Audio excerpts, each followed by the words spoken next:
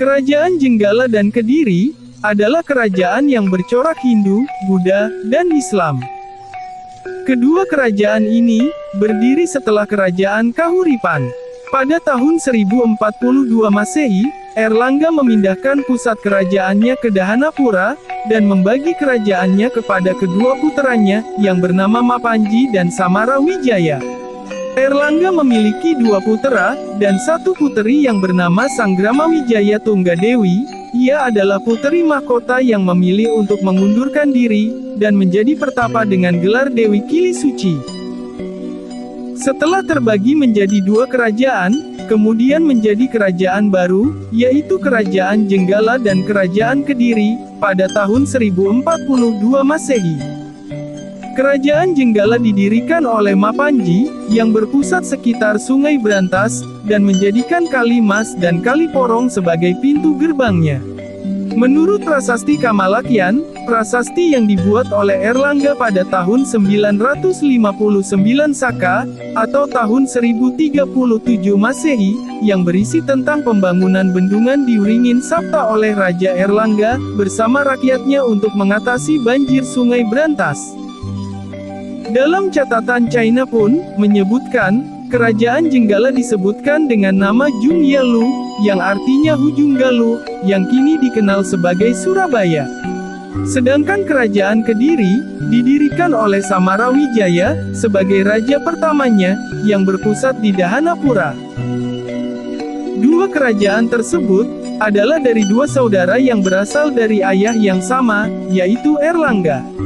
Namun, seiring berjalannya waktu, kedua kerajaan ini sering mengalami perselisihan, hingga memicu peperangan di antara kedua saudara ini, yang juga terjadi pada generasi berikutnya. Peperangan ini pun, berakhir pada tahun 1135 Masehi, kemudian menggabungkan dua wilayah itu di bawah pemerintahan Prabu Jayabaya. Prabu Jayabaya adalah putera dari Gendrayana, putera dari Yudayana, putera dari Parikesit, putera dari Abimanyu, putera dari Arjuna. Pada masa pemerintahan Prabu Jayabaya, Kerajaan Kediri mencapai puncak kejayaannya, dengan memperluas hubungan perdagangan dengan kerajaan-kerajaan yang berada di Pulau Jawa, sampai di luar pulau. Kerajaan Kediri juga menjalin hubungan perdagangan secara internasional dengan bangsa lain, dengan alat tukarnya adalah emas, perak, dan tembaga. Pada tahun 1178 Masehi, China juga mencatat dalam kroniknya, yang ditulis oleh Chou Kufei, yang berjudul Ling Wai Taita.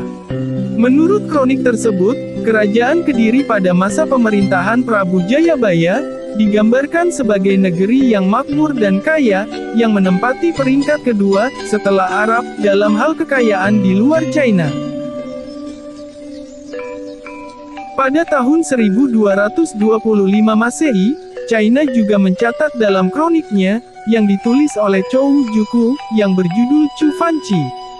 Dalam kronik tersebut, memberikan gambaran penting tentang Kerajaan Kediri Panjalu di Jawa, yang mencatatnya sebagai kerajaan agraris dan maritim yang makmur, yang menghasilkan beras, kapas, dan sutera.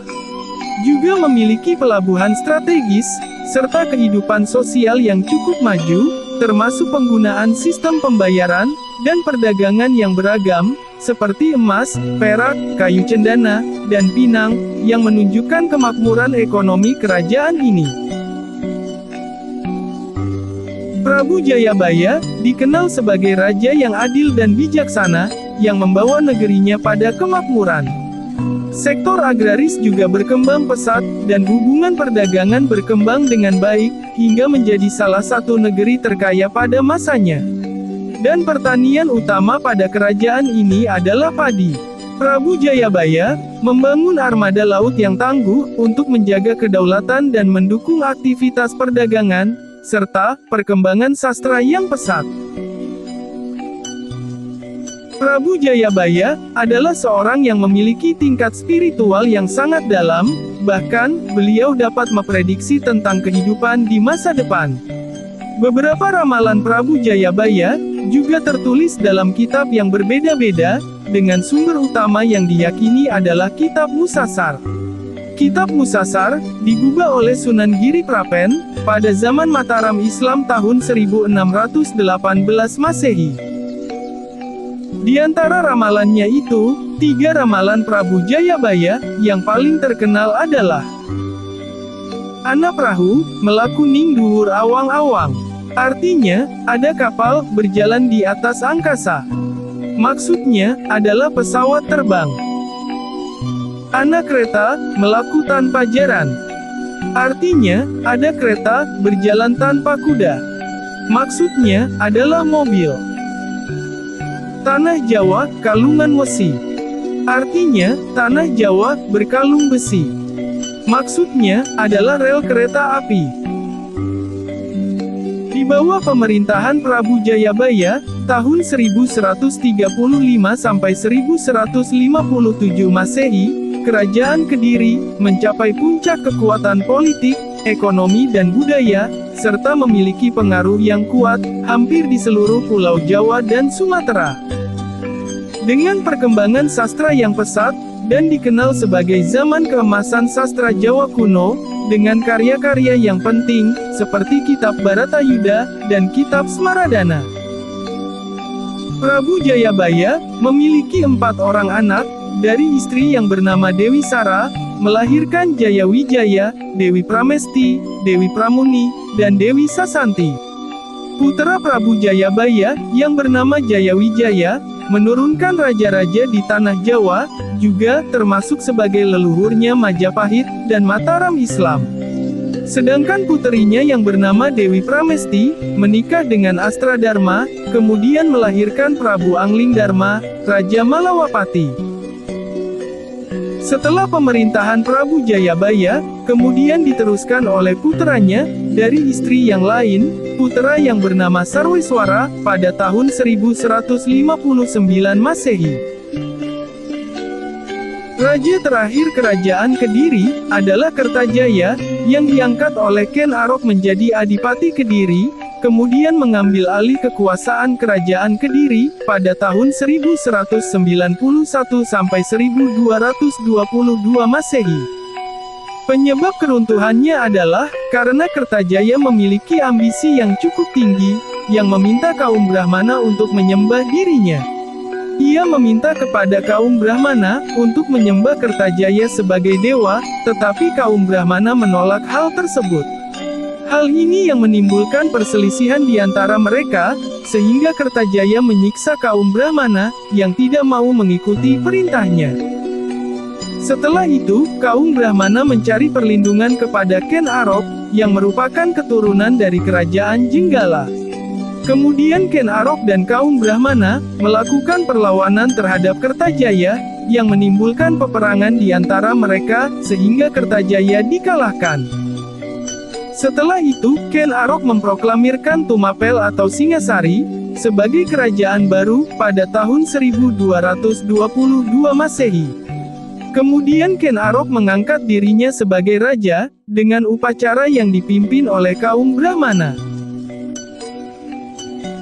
Sejarah kerajaan ini, berdasarkan catatan Kitab Paraton, Kitab Mahaksupya, Serat Calon Arang, Kitab Musassar, Kronik China, Chou Kufei, dan Chou Juku, serta berbagai prasasti peninggalan dari kerajaan ini.